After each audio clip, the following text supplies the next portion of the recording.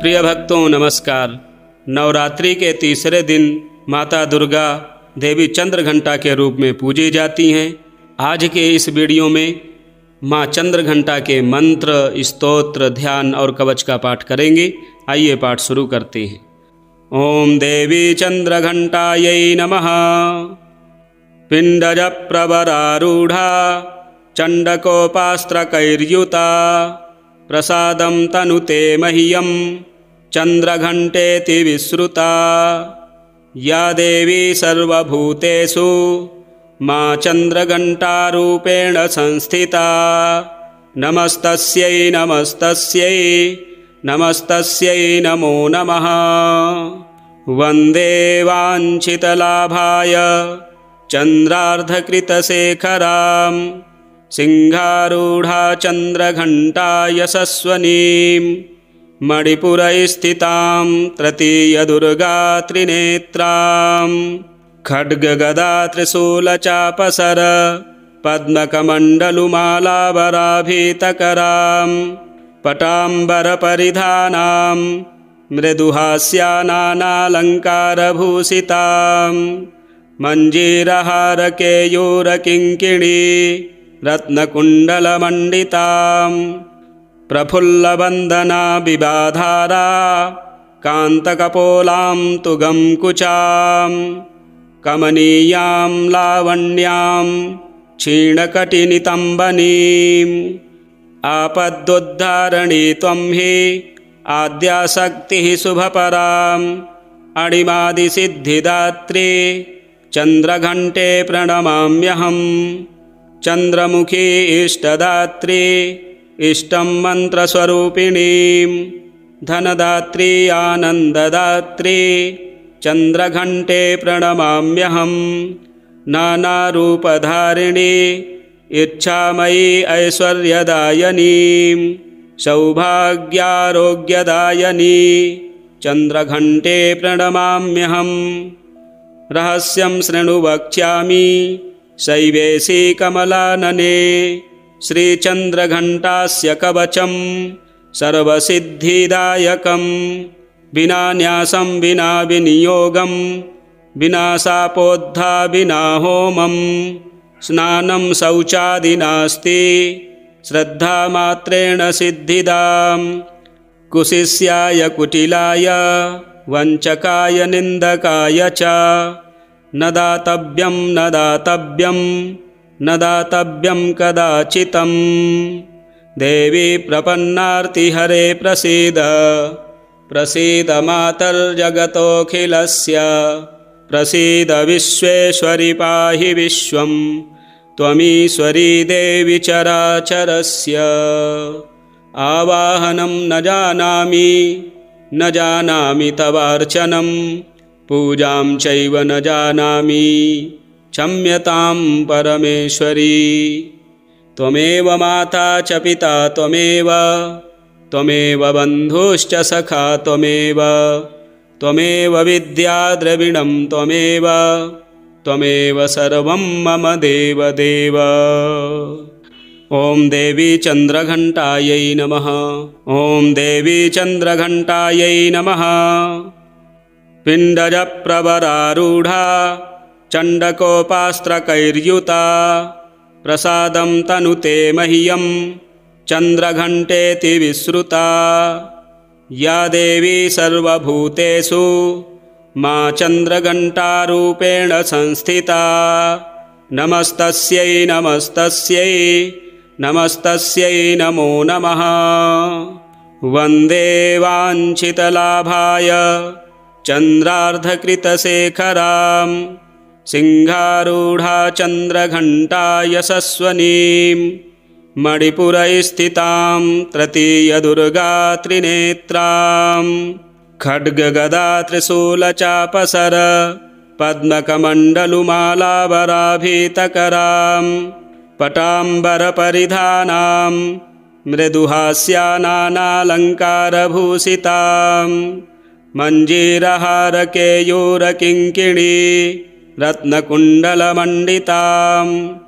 प्रफुल्लवन्दना बिबाधारा कान्तकपोलां तुगं कुचां कमनीयां लावण्यां क्षीणकटिनितम्बनीम् आपदुद्धारणी त्वं हि आद्याशक्तिः शुभपराम् अणिमादिसिद्धिदात्री चन्द्रघण्टे प्रणमाम्यहम् चन्द्रमुखी इष्टदात्री इष्टं मन्त्रस्वरूपिणीं धनदात्री आनन्ददात्री चन्द्रघण्टे प्रणमाम्यहम् नानारूपधारिणी इच्छामयी ऐश्वर्यदायिनीं सौभाग्यारोग्यदायिनी चन्द्रघण्टे प्रणमाम्यहम् रहस्यं शृणु वक्ष्यामि शैवेशी कमलानने श्रीचन्द्रघण्टास्य कवचं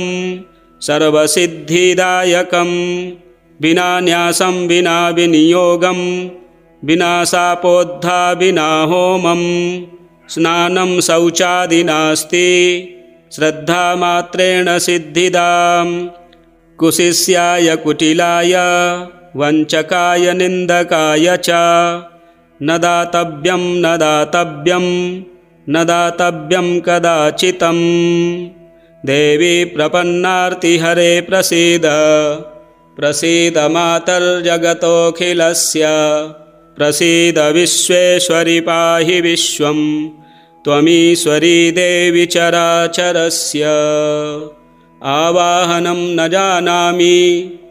जानामि तवार्चनं पूजां चैव न जानामि क्षम्यतां परमेश्वरी त्वमेव माता च पिता त्वमेव बन्धुश्च सखा त्वमेव विद्या द्रविणं त्वमेव सर्वं मम देवदेव।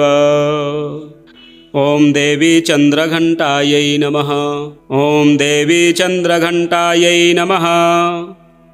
पिण्डजप्रवरारूढा चण्डकोपास्त्रकैर्युता प्रसादं तनुते मह्यं चन्द्रघण्टेति विश्रुता या देवी सर्वभूतेषु मा चन्द्रघण्टारूपेण संस्थिता नमस्तस्यै नमस्तस्यै नमस्तस्यै नमो नमः।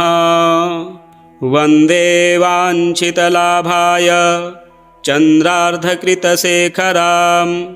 सिंहारूढा चन्द्रघण्टा यशस्वनीं मणिपुरस्थितां तृतीयदुर्गा त्रिनेत्रां खड्गगदा त्रिशूलचापसर पद्मकमण्डलुमालावराभीतकरां पटाम्बरपरिधानां मृदुहास्यानानालङ्कारभूषितां मञ्जीरहारकेयूरकिङ्किणी रत्नकुण्डलमण्डितां प्रफुल्लवन्दना विवाधारा कान्तकपोलां तुगं कुचां कमनीयां लावण्यां क्षीणकटिनितम्बनीम् आपदुद्धारणी त्वं हि आद्याशक्तिः शुभपराम् अणिमादिसिद्धिदात्री चन्द्रघण्टे प्रणमाम्यहम् चन्द्रमुखी इष्टदात्री इष्टं मन्त्रस्वरूपिणीं धनदात्री आनन्ददात्री चन्द्रघण्टे प्रणमाम्यहम् नानारूपधारिणी इच्छामयी ऐश्वर्यदायिनीं सौभाग्यारोग्यदायिनी चन्द्रघण्टे प्रणमाम्यहम् रहस्यं शृणु वक्ष्यामि शैवेशी कमलानने श्रीचन्द्रघण्टास्य कवचं सर्वसिद्धिदायकं विना न्यासं विना विनियोगं विना शापोद्धा विना होमं स्नानं शौचादिनास्ति श्रद्धामात्रेण सिद्धिदां कुशिष्याय कुटिलाय वञ्चकाय निन्दकाय च न दातव्यं न दातव्यं न दातव्यं कदाचितं देवी प्रपन्नार्तिहरे प्रसीद प्रसीद मातर्जगतोऽखिलस्य प्रसीद विश्वेश्वरि पाहि विश्वं त्वमीश्वरी देवी चराचरस्य। आवाहनं न जानामि तवार्चनं पूजां चैव न जानामि क्षम्यतां परमेश्वरी। त्वमेव माता च पिता त्वमेव बन्धुश्च सखा त्वमेव विद्या द्रविणं त्वमेव सर्वं मम देवदेव। ॐ देवी चन्द्रघण्टायै नमः। ॐ देवी चन्द्रघण्टायै नमः। पिण्डजप्रवरारूढा चण्डकोपास्त्रकैर्युता प्रसादं तनुते मह्यं चन्द्रघण्टेति विश्रुता। या देवी सर्वभूतेषु मा चन्द्रघण्टारूपेण संस्थिता। नमस्तस्यै नमो नमः। वन्दे वाञ्छितलाभाय चन्द्रार्धकृतशेखरां सिंहारूढा चन्द्रघण्टा यशस्वनीं मणिपुरस्थितां तृतीयदुर्गा त्रिनेत्रां। खड्गगदा त्रिशूलचापसर पद्मकमण्डलुमालावराभीतकरां पटाम्बरपरिधानां मृदुहास्यानालङ्कारभूषितां। मञ्जीरहारकेयूरकिङ्किणी रत्नकुण्डलमण्डितां। प्रफुल्लवन्दना विवाधारा कान्तकपोलां तुगं कुचां। कमनीयां लावण्यां क्षीणकटिनितम्बनीम्। आपदुद्धारणी त्वं हि आद्याशक्तिः शुभपराम् अणिमादिसिद्धिदात्री चन्द्रघण्टे प्रणमाम्यहं। चन्द्रमुखी इष्टदात्री इष्टं मन्त्रस्वरूपिणीं धनदात्री आनन्ददात्री चन्द्रघण्टे प्रणमाम्यहं। नानारूपधारिणी इच्छामयी ऐश्वर्यदायिनीं सौभाग्यारोग्यदायिनी चन्द्रघण्टे प्रणमाम्यहं। रहस्यं शृणु वक्ष्यामि शैवेशी कमलानने श्रीचन्द्रघण्टास्य कवचं सर्वसिद्धिदायकं। विना न्यासं विना विनियोगं विना शापोद्धा विना होमं स्नानं शौचादि नास्ति श्रद्धामात्रेण सिद्धिदां। कुशिष्याय कुटिलाय वञ्चकाय निन्दकाय च न दातव्यं कदाचितं। देवी प्रपन्नार्तिहरे प्रसीद मातर्जगतोऽखिलस्य। प्रसीद विश्वेश्वरि पाहि विश्वं त्वमीश्वरी देवी चराचरस्य। आवाहनं न जानामि तवार्चनं पूजां चैव न जानामि क्षम्यतां परमेश्वरी। त्वमेव माता च पिता त्वमेव बन्धुश्च सखा त्वमेव विद्या द्रविणं त्वमेव सर्वं मम देवदेव। ॐ देवी चन्द्रघण्टायै नमः। ॐ देवी चन्द्रघण्टायै नमः। पिण्डजप्रवरारूढा चण्डकोपास्त्रकैर्युता प्रसादं तनुते मह्यं चन्द्रघण्टेति विश्रुता। या देवी सर्वभूतेषु मा चन्द्रघण्टारूपेण संस्थिता। नमस्तस्यै नमो नमः। वन्दे वाञ्छितलाभाय चन्द्रार्धकृतशेखरां सिंहारूढा चन्द्रघण्टा यशस्वनीं मणिपुरस्थितां तृतीयदुर्गा त्रिनेत्रां। खड्गगदा त्रिशूलचापसर पद्मकमण्डलुमालावराभीतकरां पटाम्बरपरिधानां मृदुहास्यानानालङ्कारभूषितां मञ्जीरहारकेयूरकिङ्किणी रत्नकुण्डलमण्डितां प्रफुल्लवन्दना विवाधारा कान्तकपोलां तुगं कुचां कमनीयां लावण्यां क्षीणकटिनितम्बनीम् आपदुद्धारणी त्वं हि आद्याशक्तिः शुभपराम् अणिमादिसिद्धिदात्री चन्द्रघण्टे प्रणमाम्यहम् चन्द्रमुखी इष्टदात्री इष्टं मन्त्रस्वरूपिणीं धनदात्री आनन्ददात्री चन्द्रघण्टे प्रणमाम्यहम् नानारूपधारिणी इच्छामयी ऐश्वर्यदायिनीं सौभाग्यारोग्यदायिनी चन्द्रघण्टे प्रणमाम्यहम् रहस्यं शृणु वक्ष्यामि शैवेशी कमलानने श्रीचन्द्रघण्टास्य कवचं सर्वसिद्धिदायकं विना न्यासं विना विनियोगं विना शापोद्धा विना होमं स्नानं शौचादिनास्ति श्रद्धामात्रेण सिद्धिदां कुशिष्याय कुटिलाय वञ्चकाय निन्दकाय च न दातव्यं न दातव्यं न दातव्यं कदाचितं देवी प्रपन्नार्तिहरे प्रसीद प्रसीद मातर्जगतोऽखिलस्य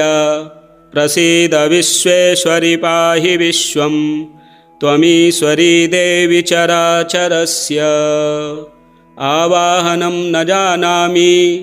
न जानामि तवार्चनं पूजां चैव न जानामि क्षम्यतां परमेश्वरी त्वमेव माता च पिता त्वमेव बन्धुश्च सखा त्वमेव विद्या द्रविणं त्वमेव सर्वं मम देवदेव। ॐ देवी चन्द्रघण्टायै नमः।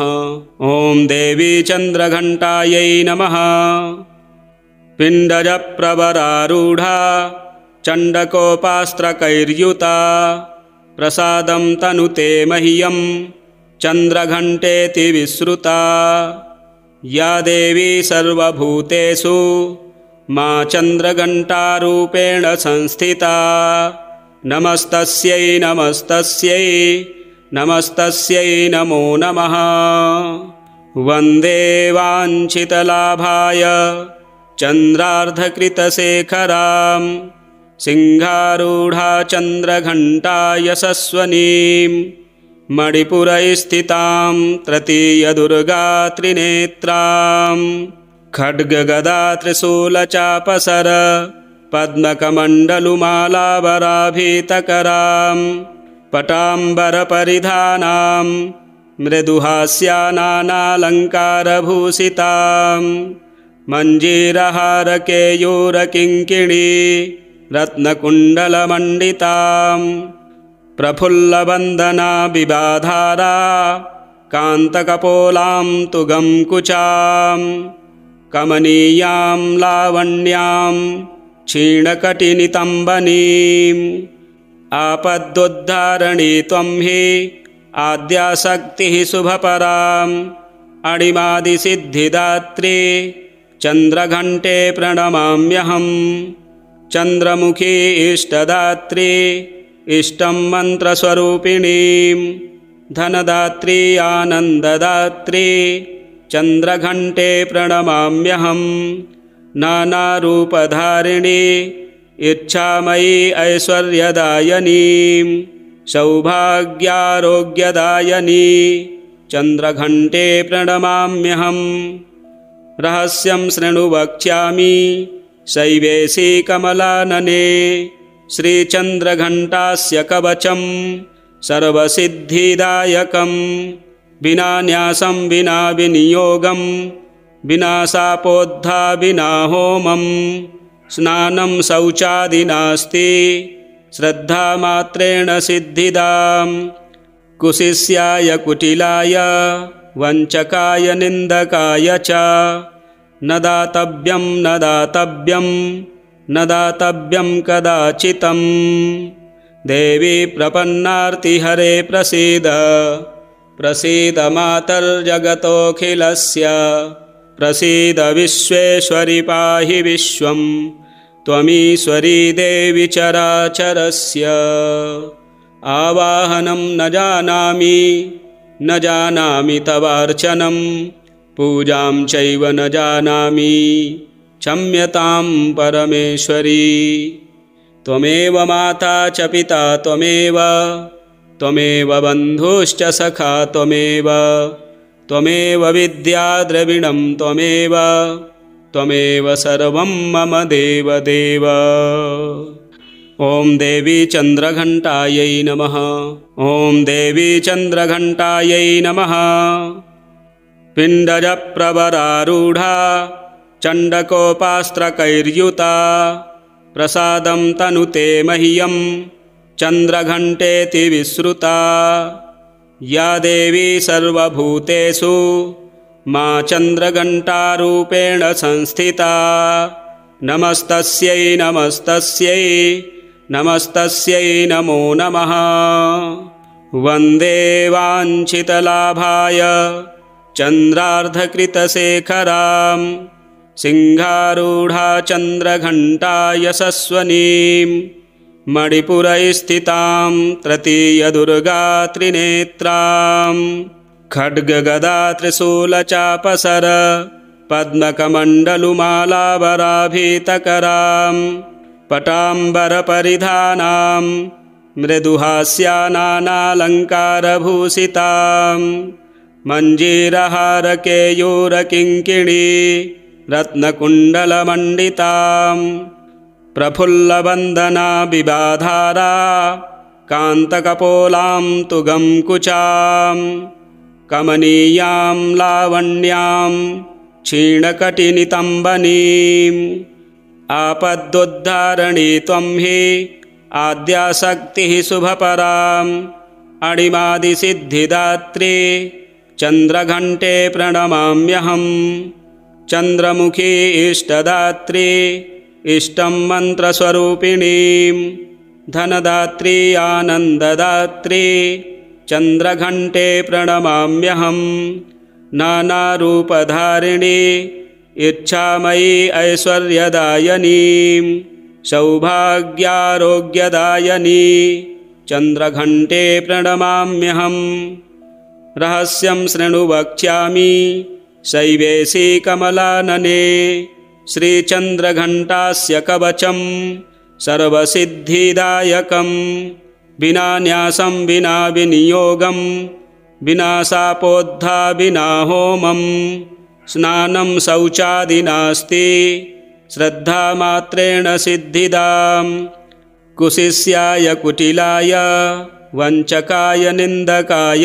च न दातव्यं न दातव्यं न दातव्यं कदाचितं देवी प्रपन्नार्तिहरे प्रसीद प्रसीद मातर्जगतोऽखिलस्य प्रसीद विश्वेश्वरि पाहि विश्वं त्वमीश्वरी देवी चराचरस्य आवाहनं न जानामि तवार्चनं पूजां चैव न जानामि क्षम्यतां परमेश्वरी त्वमेव माता च पिता त्वमेव बन्धुश्च सखा त्वमेव विद्या द्रविणं त्वमेव सर्वं मम देवदेव। ॐ देवी चन्द्रघण्टायै नमः। ॐ देवी चन्द्रघण्टायै नमः। पिण्डजप्रवरारूढा चण्डकोपास्त्रकैर्युता प्रसादं तनुते मह्यं चन्द्रघण्टेति विश्रुता या देवी सर्वभूतेषु मा चन्द्रघण्टारूपेण संस्थिता नमस्तस्यै नमस्तस्यै नमस्तस्यै नमो नमः। वन्दे वाञ्छितलाभाय चन्द्रार्धकृतशेखरां सिंहारूढ़ा चंद्रघंटा यशस्वनीं मणिपुरस्थितां तृतीयदुर्गा त्रिनेत्रां खड्गगदा त्रिशूलचापसर पद्मकमण्डलुमालावराभीतकरां पटाम्बरपरिधानां मृदुहास्यानानालङ्कारभूषितां मञ्जीरहारकेयूरकिङ्किणी रत्नकुण्डलमण्डितां प्रफुल्लवन्दना विवाधारा कान्तकपोलां तुगं कुचां कमनीयां लावण्यां क्षीणकटिनितम्बनीम् आपदुद्धारणी त्वं हि आद्याशक्तिः शुभपराम्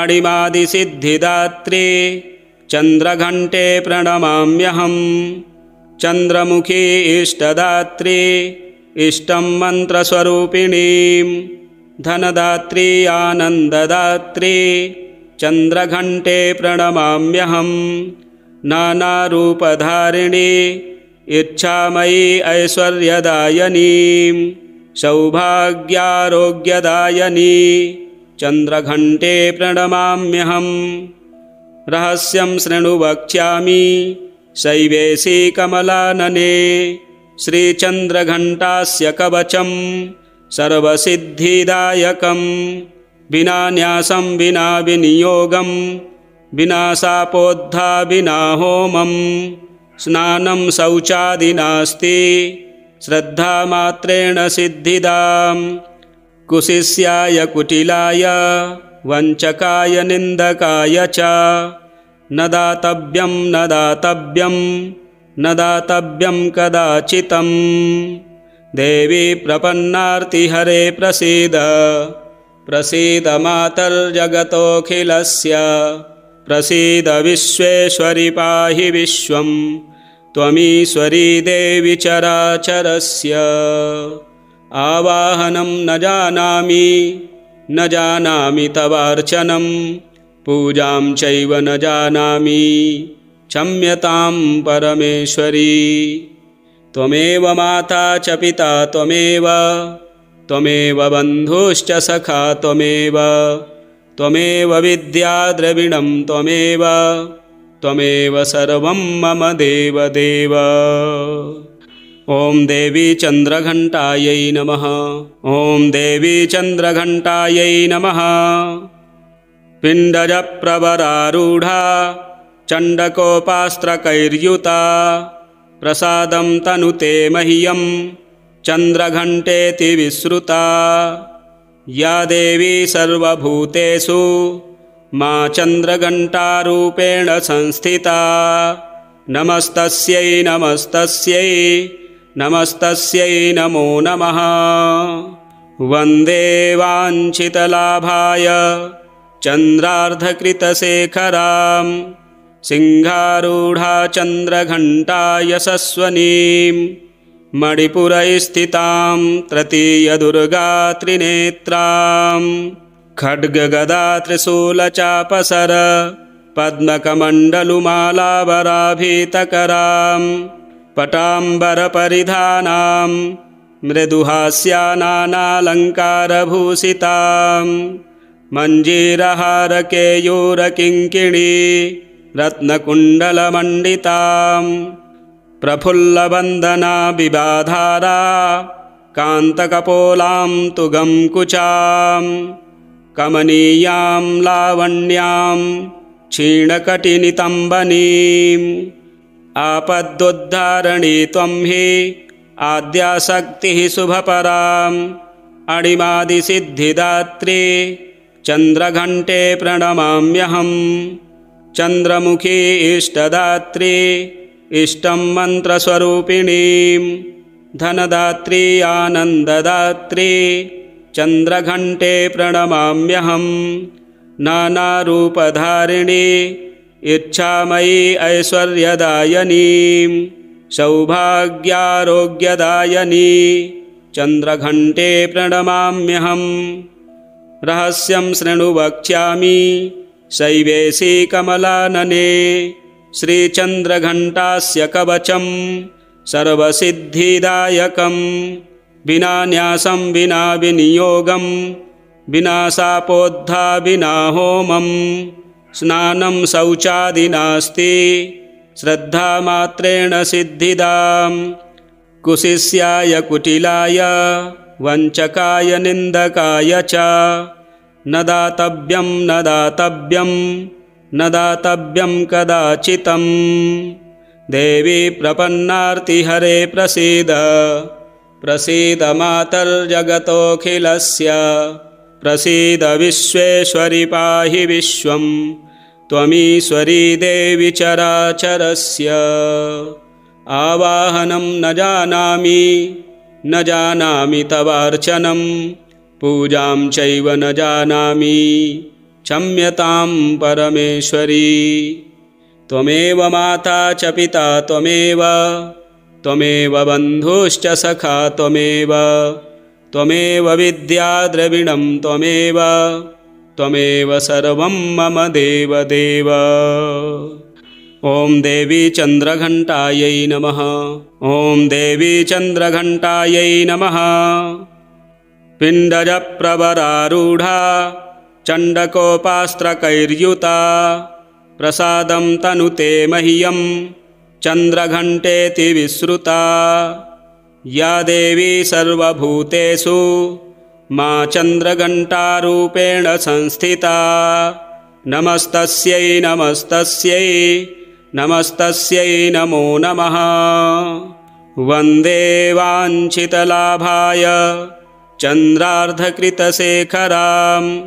सिंहारूढा चन्द्रघण्टा यशस्वनीं मणिपुरस्थितां तृतीयदुर्गा त्रिनेत्रां खड्गगदा त्रिशूलचापसर पद्मकमण्डलुमालावराभीतकरां पटाम्बरपरिधानां मृदुहास्यानालङ्कारभूषितां मञ्जीरहारकेयूरकिङ्किणी रत्नकुण्डलमण्डितां प्रफुल्लवन्दना विवाधारा कान्तकपोलां तुगं कुचां कमनीयां लावण्यां क्षीणकटिनितम्बनीम् आपदुद्धारणी त्वं हि आद्याशक्तिः शुभपराम् अणिमादिसिद्धिदात्री चन्द्रघण्टे प्रणमाम्यहम् चन्द्रमुखी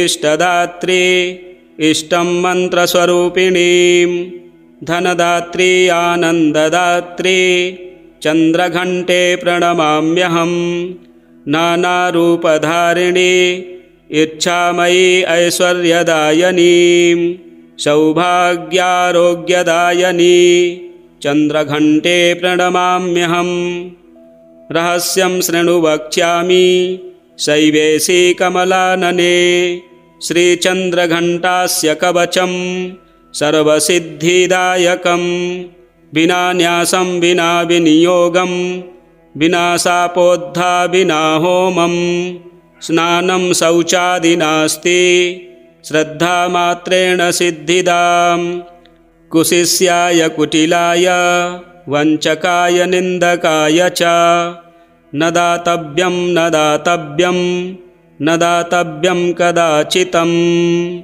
देवी प्रपन्नार्तिहरे प्रसीद प्रसीद मातर्जगतोऽखिलस्य प्रसीद विश्वेश्वरि पाहि विश्वं त्वमीश्वरी देवी चराचरस्य आवाहनं न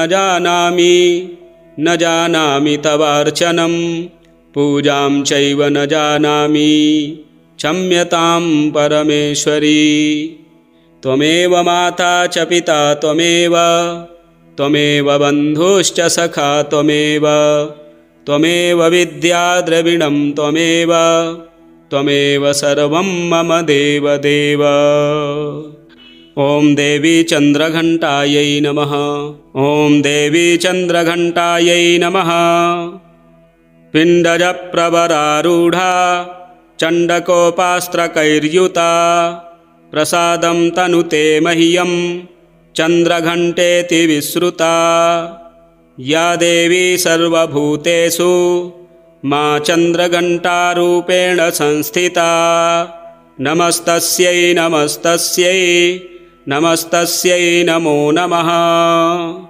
वन्दे वाञ्छितलाभाय चन्द्रार्धकृतशेखरां सिंहारूढा चन्द्रघण्टा यशस्वनीं मणिपुरस्थितां तृतीयदुर्गा त्रिनेत्रां खड्गगदा त्रिशूलचापसर पद्मकमण्डलुमालावराभीतकरां पटाम्बरपरिधानां मृदुहास्यानानालङ्कारभूषितां मञ्जीरहारकेयूरकिङ्किणी रत्नकुण्डलमण्डितां प्रफुल्लवन्दना विवाधारा कान्तकपोलां तुगं कुचां कमनीयां लावण्यां क्षीणकटिनितम्बनीम् आपदुद्धारणी त्वं हि आद्याशक्तिः शुभपराम् अणिमादिसिद्धिदात्री चन्द्रघण्टे प्रणमाम्यहम्। चन्द्रमुखी इष्टदात्री इष्टं मन्त्रस्वरूपिणीं धनदात्री आनन्ददात्री चन्द्रघण्टे प्रणमाम्यहम्। नानारूपधारिणी इच्छामयी ऐश्वर्यदायिनीं सौभाग्यारोग्यदायिनी चन्द्रघण्टे प्रणमाम्यहम्। रहस्यं शृणु वक्ष्यामि शैवेशी कमलानने श्रीचन्द्रघण्टास्य कवचं सर्वसिद्धिदायकं विना न्यासं विना विनियोगं विना शापोद्धा विना होमं स्नानं शौचादिनास्ति श्रद्धामात्रेण सिद्धिदां कुशिष्याय कुटिलाय वञ्चकाय निन्दकाय च न दातव्यं न दातव्यं न दातव्यं कदाचितं। देवी प्रपन्नार्तिहरे प्रसीद प्रसीद मातर्जगतोऽखिलस्य प्रसीद विश्वेश्वरि पाहि विश्वं त्वमीश्वरी देवी चराचरस्य। आवाहनं न जानामि तवार्चनं पूजां चैव न जानामि क्षम्यतां परमेश्वरी। त्वमेव माता च पिता त्वमेव बन्धुश्च सखा त्वमेव विद्या द्रविणं त्वमेव सर्वं मम देवदेव। ओम देवी चंद्रघंटायै नमः। इसी प्रकार के वीडियो देखने के लिए चैनल को सब्सक्राइब करें, वीडियो शेयर करें, लाइक करें। जय माँ दुर्गे।